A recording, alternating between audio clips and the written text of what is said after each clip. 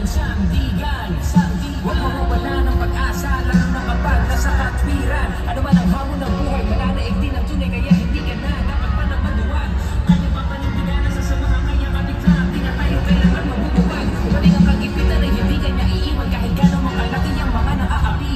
Buong tapan niya isisiwalat mga abusado at lahat ang mga may pagkakamali. Subang makasalit ay muna sandali, hindi na lahat niya'y solidong pruweba. Kanya ipinubulgar ang umaalipin sa ating mga maling sistema. Ang galamin ng batas at katwiran, dapat pag-isipan dahil ito ang ating pag-asa. Matalim ang mga plano, dapat lagi sigurado pinakamatla. Ayan no, dito guys.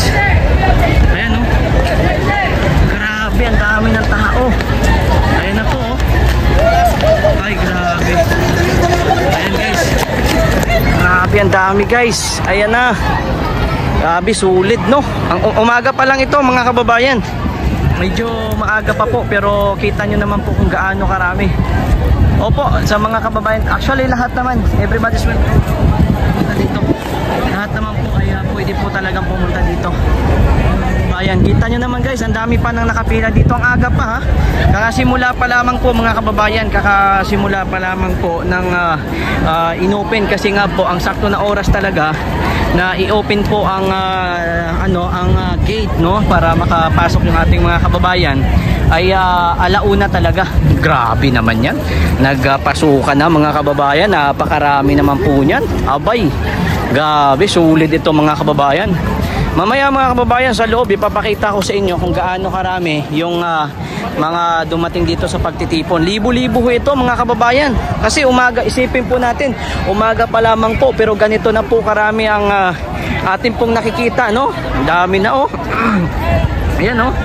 So umagang-umaga pa lamang po yan. Kaya mamaya nito asahan natin, umaga pa lang, napakainit pa. Kaya mamaya asahan natin kung talagang punong-puno talaga itong Philippine Arena mga kababayan mamaya. Ayan no. Ay grabe kababayan, ang dami ng tao. Ayan po. Ayan no. Hanggang dito mga kababayan, punong-puno, napakainit pa po ng panahon. Pero kita po ninyo kung gaano karami ang mga dumarating, yung mga dumadaan po sa kamera po natin. Ano? Ayan. Ay grabe talaga ba, lupit talaga mga kababayan. Halo-halo na ito kabayan at marami din po dito ang mga kahit hindi po mga kaano po ni Kong Marcolita, nandito na po yung mga lokal na sumusuporta, even yung mga Duterte supporters nandito na po, nakiisa na po dito sa pagtitipon. Ay grabe talaga ba, hindi talaga ako makapaniwala kasi pag-open ng gate, ganito kaagad ang aking nasaksihan na ganito nga po karami ang mga pumasok mga kababayan sa napakaaga pa po na na oras no, alauna pa lamang kakabukas pa lamang po 5 minuto bago po ito nung ito po binuksan mga kababayan para pumasok yung ating mga kaibigan. And ngayon nakikita po natin tuloy-tuloy and tuloy-tuloy din po ang pagdating kahit nga po ay tuloy-tuloy din po mga kababayan ang pagdating ng ating mga kababayan dito.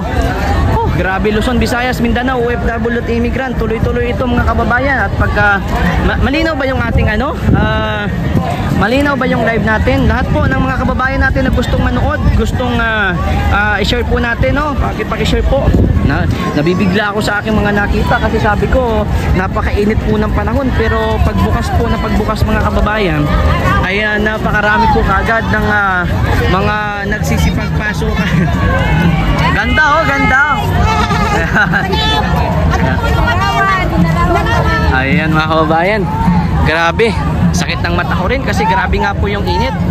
Sana nga po mga kababayan malinaw po yung ating malinaw yung ating live kasi para makita po ninyo kung gaano karami ang mga pumapasok sa oras po na ito. Pa-share po ng live po natin mga kababayan. Nasa entrance pa lang po tayo, maya-maya po papasok po tayo sa loob at ipapakita ko po sa inyo. Wala pa rin po mga kababayan katapusan hanggang po sa oras po na ito. Wala pa rin pong katapusan, patuloy pa rin po ang pagdating po ng ating mga kababayan dito. Ay grabe talaga ba, puro na ako grabe kasi talagang na-amaze ako ba, no?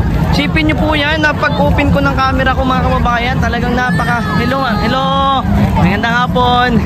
Talagang napakarami po talaga ng dumating. Oo, andito kami mga kababayan, no? So grabe. Ang lupit talaga, napakainit po ng panahon at tuloy-tuloy po mga kababayan, dumarating po yung mga naluluha ako, grabe. Napakainit ng panahon. Tuloy-tuloy po ang pagdatingan ng mga kababayan po natin. Ayan oh.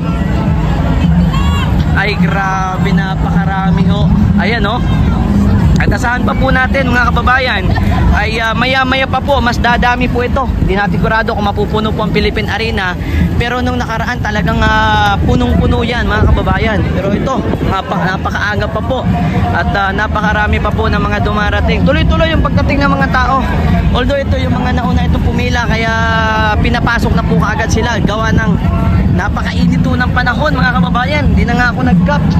Grabe, nakakaluha talaga. Alam naman po natin sa Pilipinas ngayon, talagang tuloy-tuloy na napakainit po ng panahon mga kababayan. Kaya maging malamig lang tayo sa mga papunta dito. Lalo-lalo na pagdaan nyo sa mga kalsada, no? Napakainit ng panahon. Relax lang po kayo.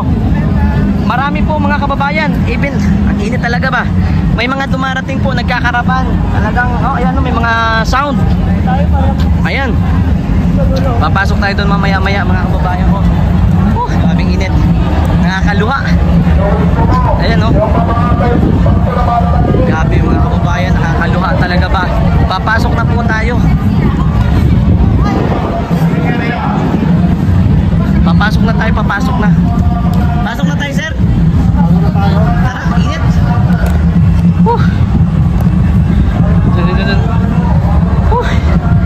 Hello Ma'am Chrissy, good afternoon. Papasok na po kami, maya-maya lamang po mga kababayan. Napakainit talaga ng panahon. Pinakita ko lang sa inyo yung pagdating po nila, pinakikita po ninyo sa aking likuran. Tuloy-tuloy po ang pagdagsa ng ating mga kababayan na makikiisa nga po dito sa pagtitipon ho na ito. Saan natin no, na napakaaga pa, alauna pa lang, kakabukas pa lang po ng gate at kasimulan pa lamang na pinapapasok yung ating mga kababayan na mga dumating dito. At mahaba-haba pa po ang oras dahil mamaya talaga alas 4, siguro mga bandang alas 5 saka pa magsasalita. Tingnan po natin kung darating po si BP Sara at ilan po sa mga pamilya po ng Duterte mga kababayan. Dahil alam naman po natin at this time sa lahat po ng pagtitipon ay dumadating na po si Katie Duterte and si Ma'am Hanilet. So tingnan po natin mamaya kung darating din po si BP Sara, no? Tingnan natin mga kababayan.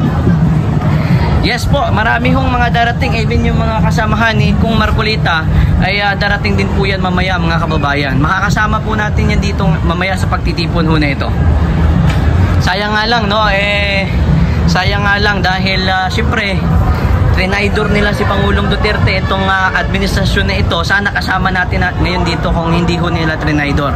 Wala nga, hindi po, tingnan po natin mamaya. Dito tayo ngayon kabayan sa mga nagtatanong, nandito po tayo ngayon sa Philippine Arena. Philippine Arena po tayo. Sa mga nagtatanong po dito, nandito po tayo ngayon sa Philippine Arena. Ayan. Patuloy po ang pagdating ng ating mga kababayan, no? Kanina kasi talagang yung unang bugso yun talagang naipon talaga. Grabe. Tara, pasok na tayo, sir. Sabay na tayo. Papasok kami kabayan dahil ipapakita namin doon sa inyo yung mismong sa loob. Papakita. Oy, salamat po Ma'am Etsmi, salamat sa patubig. Grabing init to ng panahon. Philippine Arena po, sa mga gusto pong pumunta dito, welcome po ito sa lahat, no? Hindi lamang po sa mga Iglesia, INC, lahat po mga kababayan. Even po nakapost din po ito sa Facebook page ni Kong Marcolita na lahat po ng mga sumusuporta sa kanya, even sa mga sumusuporta sa mga Duterte, everybody's welcome po na gusto pong pumunta po dito mga kababayan. By the way, maraming salamat po Ma'am Etsmi. Thank you so much for that blessing, no? Sa water dahil nga po sa napakainit po na panahon mga kababayan. Salamat po sa mga nag-send dyan ng pang water po natin. At kakarating lang din po namin dito mga kababayan. Kakarating lang din po namin dito. Ngayon lang din talaga. Pagdating namin mga alas 12, mga ganon. Tapos sakto may nakapila na dito. Kaya pagpasok po nila, pumasok na din po kaagad kami. Ayan. Okay, mapalad ka idol, nakarating ka na dyan sa Philippine Arena. It's me, maraming salamat po ha sa napakalaki pong blessing. It's me, salamat po. Hindi, sige po, papasok na po tayo. Hinihintay ko lang yung kaibigan natin si Hatsmik, mga kababayan. Nakita nyo naman mga kababayan, until now ay patuloy po. Ay hindi po, Marlot po ako ma'am. Ma'am Chrissy. God bless, senatorial candidate sa may eleksyon. Yes, malapit na po kabayan. Ilang araw na lamang po, May 6 na po ngayon mga kababayan. Ayan po. Opo mga kababayan, ilang araw na lamang po mag-ano na tayo, election na po, kaya piliin po natin yung mga Duterte candidates. I-vote straight po. Marlon Lawis po, Ma'am Chrissy Brooks. Opo, Marlon Lawis po. Opo, ilang araw na lang kabayan, kaya vote straight po natin ang lahat po ng mga kandidato nitong ating pong Pangulong Rodrigo Duterte. Votes done straight from Japan. Oy, saglit lang kasi hinihintay ko lang eh. Nabigla kasi ako kanina. Hindi tuloy ako. Opo, salamat.